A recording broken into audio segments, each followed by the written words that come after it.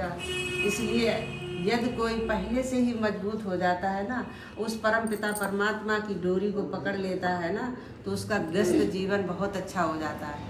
वो बहुत ही अच्छे से पार हो जाता है धीरे धीरे, क्योंकि परमात्मा का जब हाथ पकड़ लेंगे, उस ईश्वर को हम पकड़ लेंगे, तो हमारी कई समस्याओं का समाधान ईश्वर हमारे कैसे पूरा कर देता है। ये तो तुम जब ईश्वर पर अटल विश्वास करोगे तो तुम्हें धीरे धीरे उस चीज़ का अनुभव हो जाएगा कि हाँ, परमात्मा मेरे कैसे दुख में, कैसे मेरे संकट में, कैसी मेरी बाधाओं में उसने कैसे समस्याओं को पार किया, कैसे लोगों को, कैसे मेरे अंदर विचार ऐसे पैदा कर दिए, कैसे उसने हमें समाधान मेरे अंदर बैठा। परमात्मा कहीं और नहीं है, परमात्मा मेरे अंतःकरण में बैठा हुआ है। और इसमें सुबह शाम बैठ करके गायत्री मंत्र का जाप, ओम का जाप करते हुए उस परमपिता परमात्मा का ध्यान अवश्य किया करो। सुबह शाम संध्या किया करो और बैठ करके उस परमपिता परमात्मा से आनंद मांगो, क्योंकि उसका आनंद इतना है कि हमारा ये हृदय भी उस आनंद से भर जाएगा। तो शाम या सुबह बैठें और परमात्मा का आनंद स्वरूप का दर्शन करें। ओम आनंदाय नमः। प्रभु, हे प्रभु, मुझे आनंद प्रदान करो।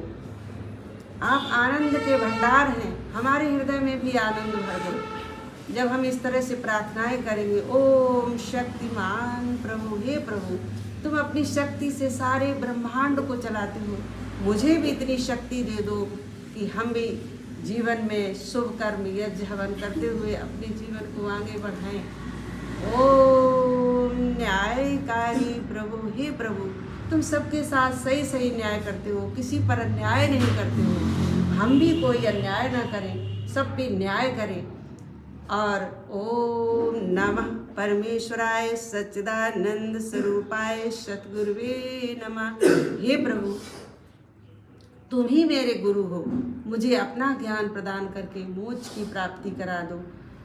ओम, हे प्रभु, तुम सबकी रक्षक हो, मेरी भी रक्षा करो।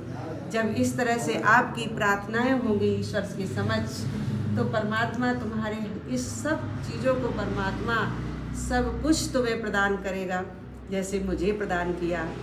क्योंकि जो मुझे प्रदान किया वो मैं सबको बांटना चाहती हूँ, बताना चाहती हूँ कि जीवन में, संसार में इतना सुख कहीं नहीं मिल सकता है।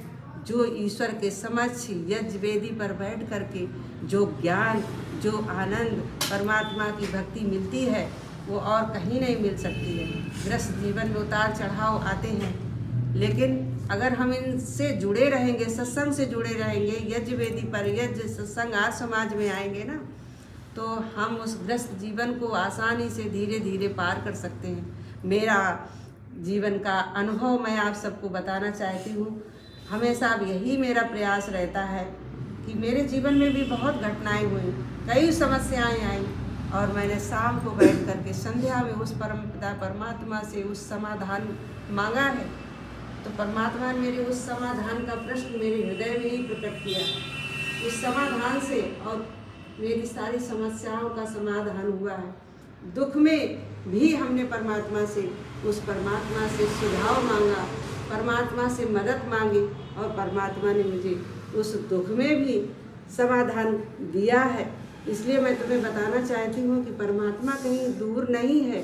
परमात्मा को हमेशा अपने हृदय में ही मानो। मन इंद्रियों से बना हुआ मंदिर ये परमात्मा का मंदिर है। वास्तव में ये किसने बनाया शरीर? ये हमारे उस ईश्वर ने मुझे बना कर दिया है। इसका सम्मान करो, इसे संभालो और इसकी रक्षा करने के लिए अपने शरीर को व्यायाम करो, ध्यान करो, संध्या करो। ये परमात्मा ने मुझे तोहफा दिया है। हम किसी का तोहफा देते हैं तो हम उसका कितना धन्यवाद करते हैं, लेकिन परमात्मा ने हमें ये मानव चोला दिया, इतना सुंदर जीवन दिया है ना, उसका हम धन्यवाद नहीं करते हैं। बच्चे हमारे पढ़ने में इतना व्यस्त हैं कि वो बैठे आकर के नहीं, पढ़ाई का महत्व ज़्यादा देते हैं। अरे भाई, इतना तो सोचो कि ईश्वर की जब दया कृपा होगी ना, तो तुम्हारे सारे मार्ग खुल जाएंगे, तुम्हारी बुद्धि अच्छी बनेगी। गायत्री मंत्र से, यज्ञ से तुम उस मार्ग में उतनी अधिक सफलता प्राप्त करोगे। जब माँ बाप का आशीर्वाद होता है ना, तो बच्चा कितना आगे बढ़ता है। और परमात्मा तो हमारा पिताओं का पिता है, वो तो हमारे सब इच्छाओं को पूरा करेगा। लेकिन हम अटल विश्वास करके तो देखें, उसका दामन थाम कर को देखें। मैंने बचपन में परमात्मा का ही प्यार मांग लिया था। मैंने परमात्मा से यही प्रार्थना की थी कि हे ईश्वर, मुझे सिर्फ आपका ही प्यार चाहिए। और परमात्मा ने मेरी परीक्षा भी इस चीज़ की ली। कभी घबराना नहीं। अगर हम किसी चीज़ को ईश्वर से मांग रहे हैं तो परमात्मा हमारी परीक्षा भी ले सकता है, तो हम कभी घबराए नहीं ना, धीरज रखें। और मैंने ऐसा किया ईश्वर से कि मुझे सिर्फ आपका प्यार चाहिए। संसार का प्यार मिले या ना मिले, लेकिन मुझे सत्संग मिले, यज्ञ मिले, ये सब चीज़ें मैंने ईश्वर से मांगी। और देखा मैंने कभी कभी ससुराल में जोड़ा होता है, जैसा लगता है कहीं से प्यार कुछ कम मिला तो मन दुखी हो जाता है। संध्या में बैठे, अरे मैं किसका प्यार ढूंढ रही, अरे मैंने तो ईश्वर का प्यार मांगा है, फिर मैं क्यों किसी के प्यार को ढूंढ रही हूँ। अरे सबसे ज़्यादा हमें ईश्वर का प्यार मिल रहा है, सत्संग मिल रहा है, यज्ञ मिल रहा है, भजन के माध्यम से ईश्वर का आनंद मिल रहा है, तो फिर हम क्यों इस तरह से दुखी हो रहे। और परमात्मा मेरा आनंद से हृदय भर देता है। ऐसे ही हमने परमात्मा से प्रार्थना की कि हे ईश्वर, हम तुम्हारे ही धन में खुश रहें। तो परमात्मा ने मेरी इस चीज़ की भी परीक्षा ली और मन मेरा दुखी हुआ। मैंने कहा, अरे जब मैंने ईश्वर का धन मांगा तो फिर हम क्यों दुखी हो रहे। और ईश्वर ने मुझे इतना धन दिया, इतना धन दिया कि कभी दुखी होने की बात ही नहीं आ पाई। एक कमरे में रह करके आए, किराए पे रह के आए, इतनी सारी परमात्मा ने मेरी सुविधाएं दी, इतना धन दिया कि खूब दान पुण्य यज्ञ हवन सब कुछ हमने किया, कभी कमी नहीं हुई। यज्ञ से हमें परमात्मा इतना देता है कि कभी हमारे धन की कमी नहीं होगी, हम कभी दुखी नहीं होंगे। जब से हम पति पत्नी दोनों लोगों ने यज्ञ शुरू किया है, एक बार पैसे के लिए हम लोग बहुत दुखी हो गए, हमारा बिजनेस एकदम बंद होने के करार पे था, तो ये बहुत हम लोग दुखी हुए। लेकिन उसी समय हम लोगों ने यज्ञ हवन करना शुरू किया, और जब हवन यज्ञ शुरू किया तो हमारा बिजनेस इतना बढ़ा कि हम लोग आज तक यज्ञ करते हैं। और परमात्मा की ऐसी दया कृपा रही कि आज तक हम उस यज्ञ को कर रहे हैं। और परमात्मा दिन दुगना रात चौगुना हमारे बढ़ाया, और एक प्लाट नहीं, 2-2 3-3 मंजिल का मकान बन गया, और समाज बन गया, है ना। कितना जीवन में सुख दिया, कहाँ छोटे से कमरे में रह करके आए, और परमात्मा ने इतना दिया मुझे। कभी हमने सोचा भी नहीं था कि परमात्मा हमें इतना भी देगा। तो तुम सोच भी नहीं सकती हो कि इतना हमें कोई। इसलिए किसी से मत मांगो, जो मांगना है प्रभु से मांगो। क्या मांगते हो इधर उधर से, जिसने उस ईश्वर से मांगा उसको किसी और से मांगने की ज़रूरत नहीं पड़ती है। और जिसने ईश्वर से नहीं मांगा और संसार से मांगता रहा, उसको कुछ नहीं, वो खाली हाथ इस संसार से जाएगा।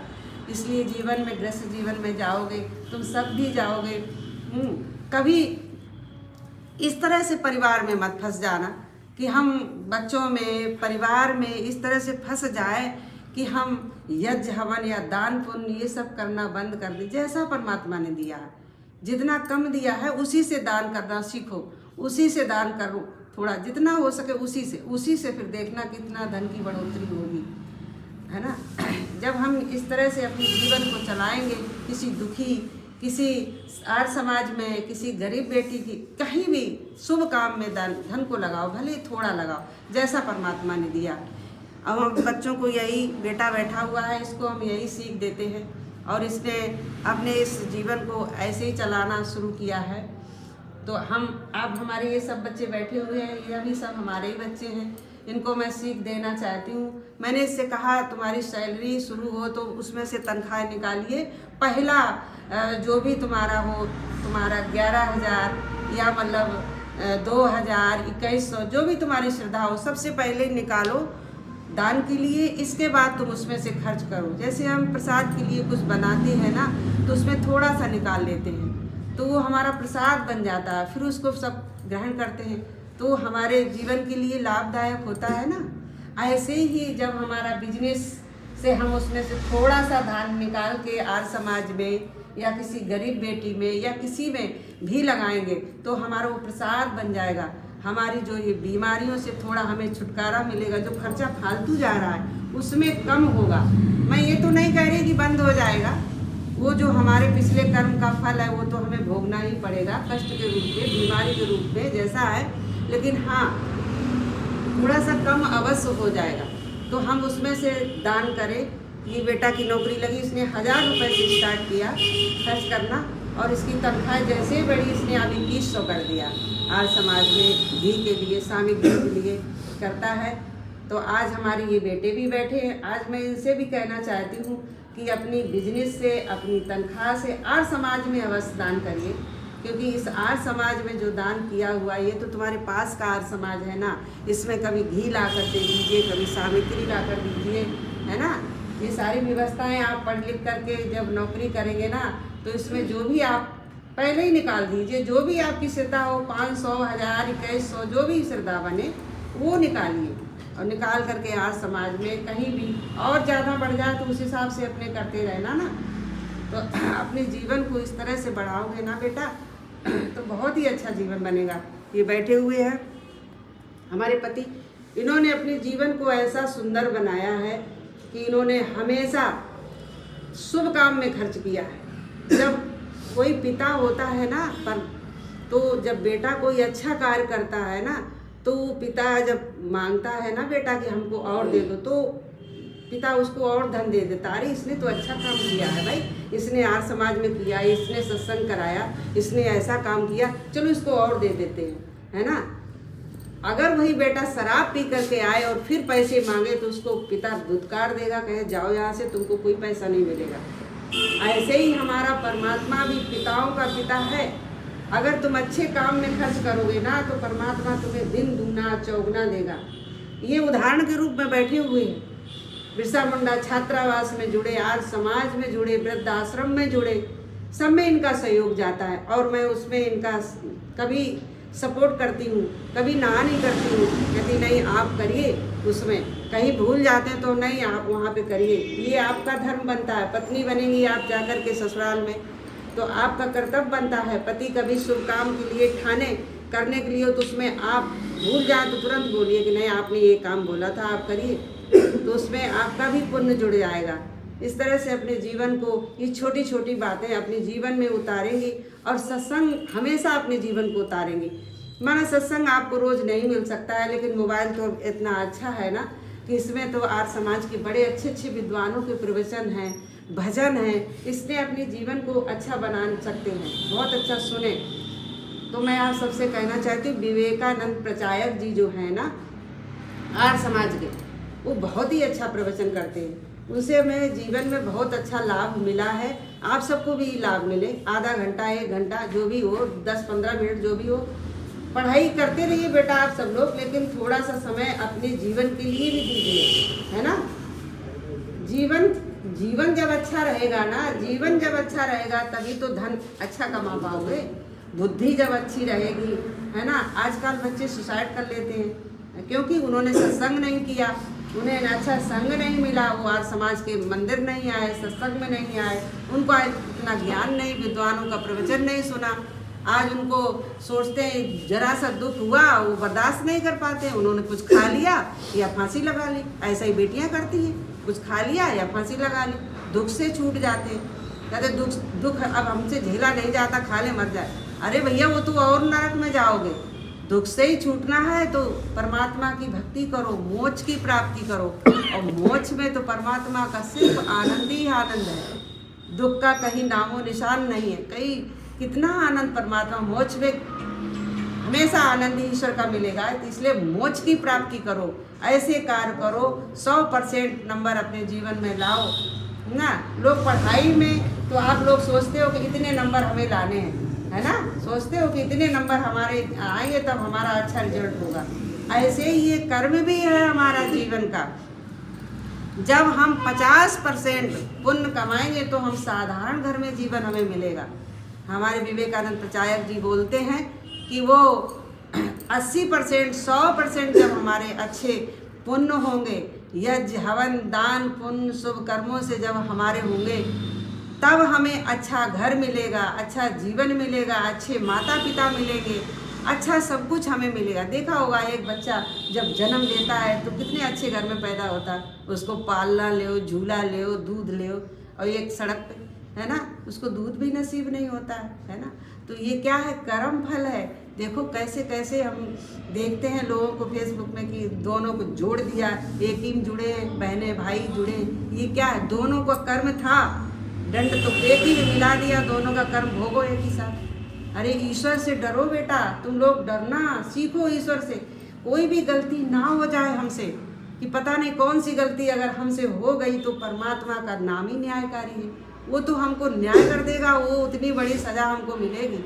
अगर हमें अच्छे काम की परमात्मा हमें देता है फल, तो हम बुरा कर्म करेंगे ना, तो बुरा कर्म का भी फल हमें भोगना पड़ेगा, है ना, दुख भोगना पड़ेगा। इसलिए डरना सीखो, अच्छे काम करना सीखो और गलत कामों से बचो। कभी भी गलत कोई कर रहा हो तो उसको भी रोको। अपने परिवार में, मैं बेटियों से कहना चाहती हूँ, अपने परिवार में माता पिता या भाई या कोई भी अपने परिवार में ईश्वर से नहीं जुड़ा, यज्ञ से, हवन से, सत्संग से या कुछ गलत, तुरंत बोलो, तुरंत समझाओ प्यार से। मैंने भी अपनी माँ को समझाया है, उनको ध्यान करना सिखाया है। और कई लोगों को ऐसा सिखाया, चाची परिवार में जब थे बचपन में, ईश्वर की बड़ी दया कृपा रही मुझ पर कि हम बचपन से ही जो हमें कोई अच्छी बात बताता था हम उस पर ही चल देते थे। कक्षा 3 से मैंने अपने जीवन को कक्षा 4 से जीवन को अपने बदला है हमने। टीचर थे वो, कक्षा 3-4 में पढ़ाते थे, पंडित थे वो, बहुत ही अच्छी अच्छी बातें बताया करते थे जीवन में। और ईश्वर की दया कृपा होती है ना, तो हमारे जीवन में उतरती हैं, है ना। जब हम ईश्वर का हाथ थाम लेंगे तो हम जो कोई अच्छा बताएगा तो अपने जीवन में ढालेंगे, और जब ढालेंगे ना तो हमारा जीवन इतना सुंदर बनेगा।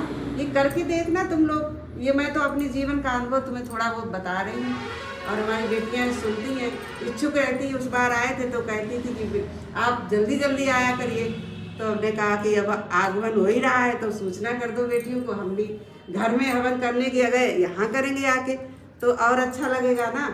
तो इसलिए मैं आप सबके समक्ष आई, एक भजन गाकर मैं अपनी वाणी को